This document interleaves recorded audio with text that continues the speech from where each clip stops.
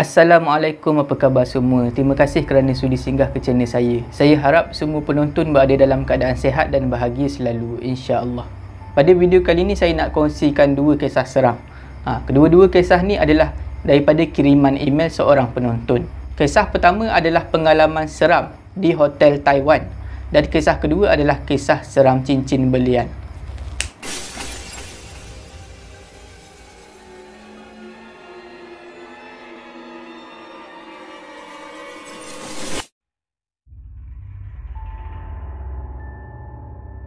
Kisah pertama dialami oleh Hanim.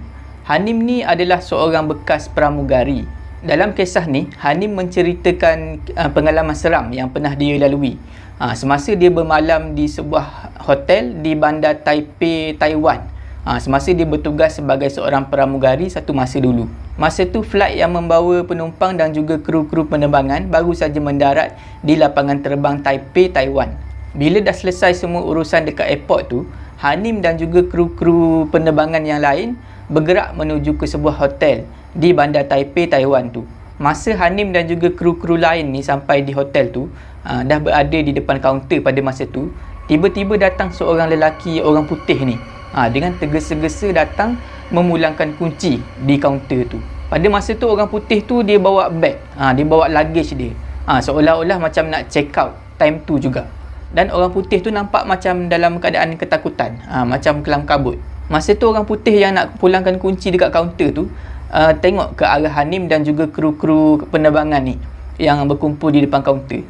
Lepas tu orang putih tu cakap sesuatu dekat dia orang. Orang putih tu cakap, "Korang nak bermalam dekat sini ke? Tak payahlah, tempat ni berhantu. Baik korang cari hotel lain." Bila orang putih tu dah bagi kunci, dah cakap macam tu dekat Hanim dan juga kru-kru lain ni, dia terus pergi daripada situ. Bila dengar je orang putih tu cakap macam tu, ada sebahagian kru ni yang tak jadi nak check in. Dia orang decide nak tidur dekat lobi tu je. Nak berehat dekat lobi tu je sampai pagi. Tapi ada juga kru-kru lain yang tak peduli cakap kata-kata orang putih tu. Termasuklah Hanim. Masa tu Hanim dia tak pedulikan sangat apa orang putih tu cakap. Sebab masa tu dia rasa macam dah penat. Dia rasa macam dah tak berapa selesa dan dia rasa lapar. Jadi Hanim ni lebih fikirkan pasal benda-benda lain. Dia nak masuk bilik, dia nak mandi, dia nak tukar pakaian, dia nak solat, dia nak makan dan dia nak rehat. Itulah benda-benda yang Hanim pentingkan, Hanim fikirkan. Bila dah dapat kunci, Hanim pun teruslah pergi menuju ke arah bilik dia. Masa tu seorang dapat satu bilik.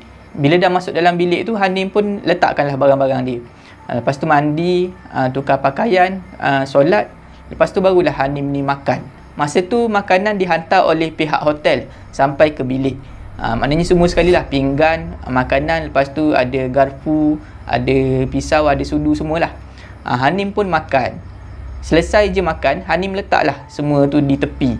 Pinggan, garpu dan juga pisau semua, sudu. Letak di meja tepi katil. Lepas tu dah rehat-rehat semua, tak lama lepas tu Hanim pun tidur. Sedang Hanim ni lena tidur, tiba-tiba Hanim terjaga. Sebab Hanim terdengar bunyi air daripada arah bilik air, seolah-olah ada orang buka paip air. Jadi Hanim masa tu dia nak bangun lah. Dia baru dalam posisi duduk macam tu. Dia nak bangun, dia nak pergi cek lah tandas tu. Mana tahu kok tadi masa mula-mula dia mandi tu dia lupa nak tutup air dengan kemas ke apa kan.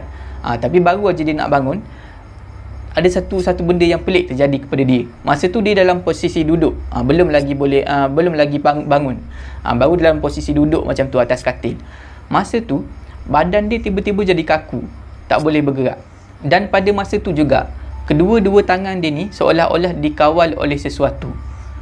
Tangan dia yang kiri dan juga kanan ni mengambil benda-benda yang ada dekat sebelah katil tu yang dia letak tadi. Ada garpu dan juga pisau dan juga sudu. Tangan dia pergi ambil pisau dan juga garpu tu. Seolah-olah macam ada sesuatu yang kawal. Ambil garpu dan juga pisau. Lepas tu tangan dia bawa kedua-dua benda tu dekat dengan leher. Seolah-olah macam nak tikam leher sendiri. Garpu dan juga pisau. Jadi macam ni. Masa tu Hanim jadi panik. Dia mula teringat balik apa yang orang putih tu cakap. Masa tu Hanim dengan sekuat tenaga, sedaya upaya melawan diri dia sendiri. Tak bagi pisau dan juga garpu tu menikam leher dia.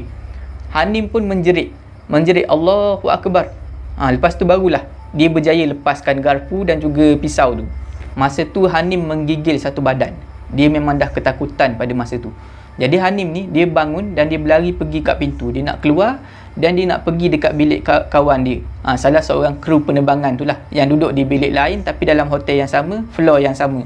Bila Hanim buka pintu bilik, Hanim terkejut sebab di sepanjang koridor depan bilik dia tu penuh dengan orang. Tapi yang peliknya, orang-orang ni semua tunduk ke bawah. Dan orang-orang tu memakai pakaian yang kotor dan buruk. Bila Hanim tengok, orang-orang tu semua nampak macam orang Cina. Muka dia macam orang Cina. Hanim cepat-cepat tutup balik pintu bilik dia tu. Masa tu Hanim dah cemas. Dia tak tahu nak buat apa. Hanim pun call kawan dia tu. Dia telefon kawan dia, lepas tu dia bagi tahu apa yang dah jadi. Tadi dia tidur, lepas tu dia terbangun. Lepas tu kat badan dia macam kena kawal. Dia ambil pisau dan juga garpu nak tikam leher sendiri, apa semua dia ceritalah. Lepas tu dia cerita juga dekat koridor ada ramai orang-orang yang pelik dan menakutkan.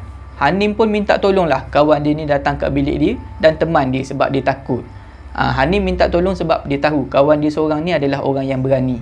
Tak lama lepas tu kawan dia pun sampailah depan pintu bilik, ketuk pintu bilik. Hanim pun buka lah, dan kawan dia cepat-cepat masuk. Lepas tu Hanim tutup balik pintu. Kawan Hanim ni cakap, memang betul lah, memang ramai orang dekat depan koridor bilik tu. Tapi kawan Hanim ni jenis hati kental lah. Memang berani betul lah. Dia redah aja orang-orang tu semua. Dia redah orang-orang tu semua dan pergi ke bilik Hanim.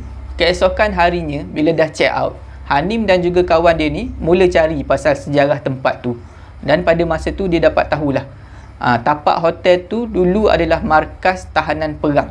Dan katanya dekat situ dah ramai orang diseksa dan dibunuh. Dan berdekatan dengan kawasan tu, mayat-mayat orang-orang yang diseksa dan dibunuh ni ditanam. Dan katanya lagi, hotel tu sekarang ni dah berubah, dah banyak berubah.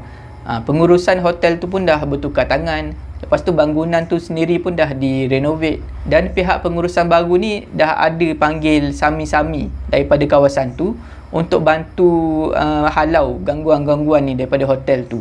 Di pintu hotel tu katanya sekarang ni dah ada dilekatkan sejenis kertas yang ada tulisan mentera Buddha untuk halau hantu. Dan katanya lagi dekat hotel tu sekarang ni masih ada gangguan, masih ada pengunjung yang mengalami gangguan. Tapi gangguan tu taklah se-ekstrim gangguan dulu. Nama hotel tu pun sekarang ni dah berubah. Pengirim ada bagi tahu nama hotel tu. Tapi dia suruh saya rahsiakan lah. Untuk kisah kedua ni, saya akan gunakan nama samaran Amri dan juga Huda untuk memudahkan cerita. Amri bekerja sebagai seorang porter di sebuah hotel di Perth, Australia. Porter ni kerja dia macam lebih kurang macam bellboy lah. Bawa barang-barang beg-beg pengunjung ni pergi ke bilik. Dan kadang-kadang ada juga pihak hotel suruh minta Amri untuk kemaskan bilik. Pada satu hari, semasa Amri mengemas satu bilik ni, salah satu bilik di hotel tu, Amri terjumpa sebentuk cincin yang sangat cantik. Cincin tu adalah cincin emas yang bermata satu. Daripada kilauan batu cincin tu, Amri tahu cincin tu adalah cincin berlian. Di Australia tu memang banyak lombong-lombong berlian. Jadi ada banyaklah kedai-kedai barangan kemas menjual barang kemas yang menggunakan berlian. Selain berlian, banyak juga barang-barang kemas yang diperbuat daripada mutiara asli dijual di kawasan tu. Bila Amri jumpa cincin tu, dia rasa gembira lah. Dan Amri ni memang dah plan balik nanti dia nak bagi cincin tu dekat isteri dia. Dan dia pasti isteri dia mesti suka cincin tu. Bila Amri dah balik ke rumah, Amri terus bagi cincin tu dekat isteri dia. Nama isteri Amri adalah Huda. Huda bila dapat cincin tu, dia sangat gembira lah. Walaupun cincin tu macam batu dia agak kecil, tapi masih lagi berkilau, masih lagi cantik. Huda terus sarungkan cincin tu dekat jari manis dia. Masa tu Huda rasa cincin tu agak ketat dengan dia. Tapi dia tetap pakai sebab cincin tu cantik. Masa pun berlalu. Dah 2-3 hari dia pakai cincin tu.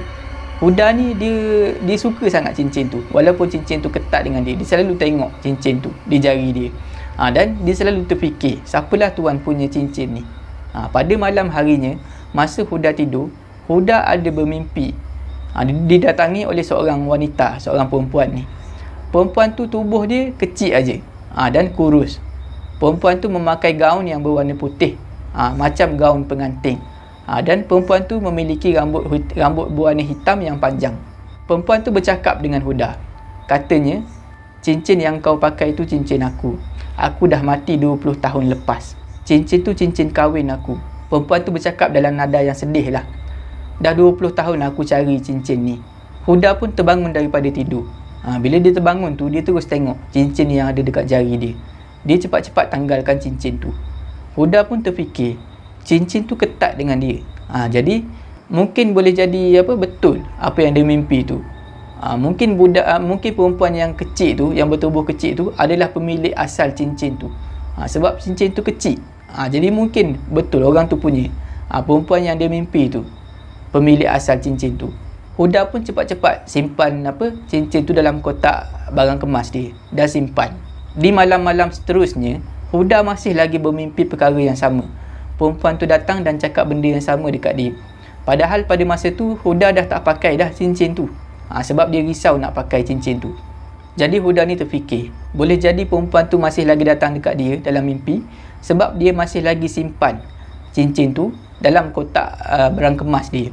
Jadi Huda ni bagi tahulah suami dia, bagi tahu Amri pasal apa yang dia dah jadilah, apa yang dia mimpi tu. Dan Huda minta tolong Amri letak balik cincin tu dekat tempat yang dia jumpa di bilik hotel tu. Amri pun ambil lah cincin tu dan letak balik dekat bilik hotel yang dia jumpa cincin tu mula-mula. Lepas tu barulah Huda ni tenang. Malam-malam dah tak ada lagi mimpi perempuan tu. Setakat tu sajalah video saya pada kali ini. Saya harap semua penonton terhibur. Jika anda suka dengan video ni, jangan lupa like, share dan komen video ni. Jangan lupa subscribe dan tekan butang loceng untuk dapatkan notifikasi video saya yang seterusnya. Bagi anda yang nak berkongsi kisah seram, boleh hantar ke alamat email yang tertera dekat bawah. Janganlah takut kepada makhluk, tetapi takutlah kepada pencipta sekalian makhluk. Semoga kita bertemu lagi di video saya yang seterusnya, insya-Allah. Assalamualaikum.